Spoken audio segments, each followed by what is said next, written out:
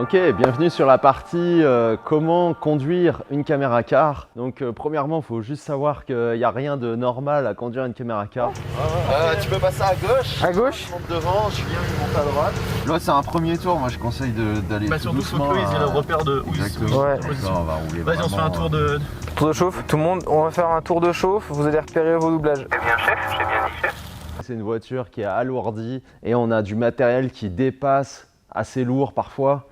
Soit à l'avant, soit à l'arrière de la voiture, pareil dans le cas d'un ruche à arbre, d'une grue ou juste d'un placard. Système avant tout, ce qui dépasse sur le côté de la voiture. Voilà, il y a plein de choses à anticiper. J'ai commencé à discuter avec le prestataire et du coup il nous a proposé déjà de faire un tour du circuit pour tout simplement faire un peu de reconnaissance. Je dis toujours communiquer avec tout le monde, avec votre équipe sur place si vous en avez une, votre équipe à l'intérieur de la voiture, la personne que vous allez filmer auquel cas. Pour avoir des réactions, etc. Ok. Et après, 2-3 petits plans fixes à des ans. Enfin, je pense que je vais en faire qu'un en fait. Mais il reste plus grand chose. On avance. Communiquer, donc moi je vous conseille la solution des talkie-walkie, si possible avec un kit main libre, comme ça vous pouvez garder les deux mains sur le volant. Aussi, dans la communication à l'intérieur de la voiture, il y a certaines règles à respecter, on ne peut pas tous parler en même temps. Il y a un pilote, un opérateur gimbal, un pointeur, parfois un client, un producteur ou un réalisateur ou peut-être un photographe. On peut être 5 dans la voiture en train de diriger une ou deux personnes derrière, plus des informations de production, plus peut-être des informations sur des gens qui sont en train de tamponner la rue à droite, à gauche. Moi, en général, avec le pointeur, je parle presque jamais. Je suis souvent en communication avec l'opérateur et encore, l'opérateur écoute le nom des mouvements de la part du réalisateur. Donc soit c'est le pilote, soit c'est un réalisateur externe qui est à l'arrière. Heureusement Thomas de TL Films a vraiment géré parce que évidemment lui a l'habitude, donc il y avait un talkie-walkie par voiture, donc heureusement il gérait pas mal les infos, etc.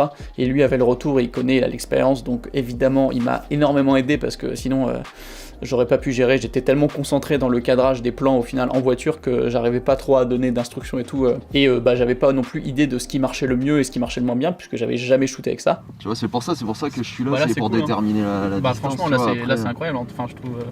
Et pareil, il faut déterminer une personne qui communiquera avec votre acteur. On ne peut pas toujours se passer l'intercom, le talkie-walkie. Du coup, l'idée c'est que niveau expression, tu sois vraiment, t'es en course avec un mec, tu veux pas le laisser gagner, t'es hyper intense, tu regardes dans le rétro, t'es quand même stressé et tout, tu vois, genre hésite pas à même, enfin surjoue pas, mais tu vois, vraiment faut te mettre en situation. En tout cas, avec votre acteur, imaginez dans le cadre d'un shooting avec une Formule 1, une Formule E, quelque chose qui va très vite, qui est super compliqué, on a un intercom dans l'oreille. Voilà, il faut avoir une seule personne qui parle à un tel moment et aussi annoncer à qui on parle. Parfois, on peut dire « Attends, ralentis, ralentis ». Ah, peut-être qu'en fait, non, j'étais en train de parler à la personne qui était en train de faire le mouvement de gimbal et pas à mon acteur. Donc l'acteur a cru qu'il fallait ralentir alors qu'en fait, non, je parlais juste du mouvement du gimbal.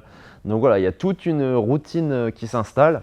Rassurez-vous, ça vient avec l'expérience. Je vous avoue qu'on était déjà sur 2h30 top chrono pour tout shooter. Évidemment, il y a un petit peu de temps d'apprentissage pour cadrer une cam sur un Ronin à distance en pleine course-poursuite et en évitant de vomir parce que regarder un écran en faisant des drifts et tout sur un circuit compliqué, vraiment pas facile. Le ban, c'est tout ce qui est gauche-droite.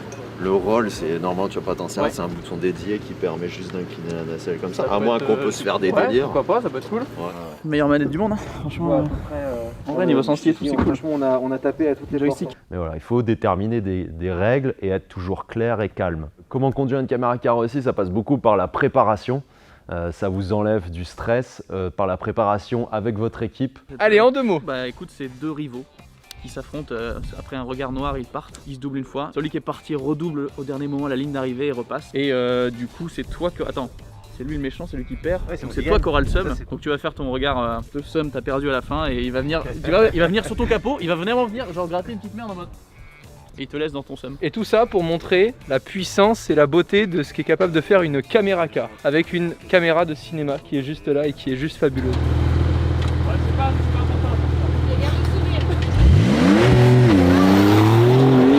Et ben, ça vous enlève un gros stress. Donc le jour du tournage, au moins vous pouvez vous concentrer uniquement sur la réalisation de votre film, la conduite ou juste créer vos plans. Il faut aussi faire attention au poids de la voiture. On a beaucoup plus d'inertie, on va être plus long à freiner. On est 5 avec du matos, plus du matériel déporté, plus parfois des barres ou une structure.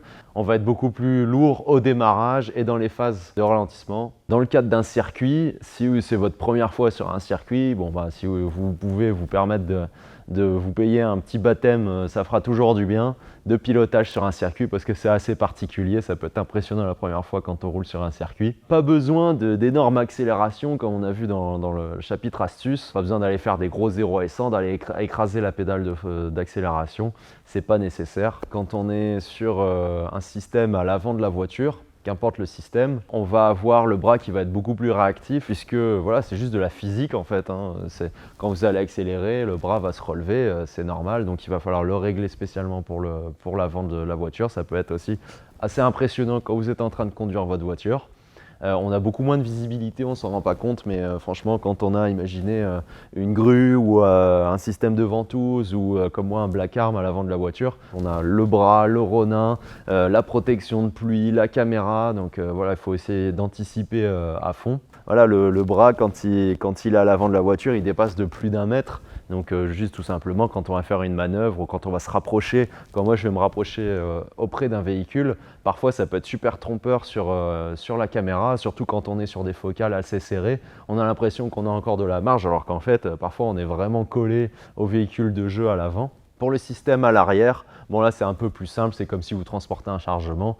Moi je regarde de temps en temps dans mon rétroviseur pour être sûr que tout se passe bien. Vous pouvez aussi installer une petite caméra style une GoPro avec un petit retour pour être sûr que votre bras, votre matériel fonctionne bien à l'arrière. C'est un petit bonus, mais en tout cas c'est toujours plus aisé de conduire avec le matériel à l'arrière. C'était un truc de malade.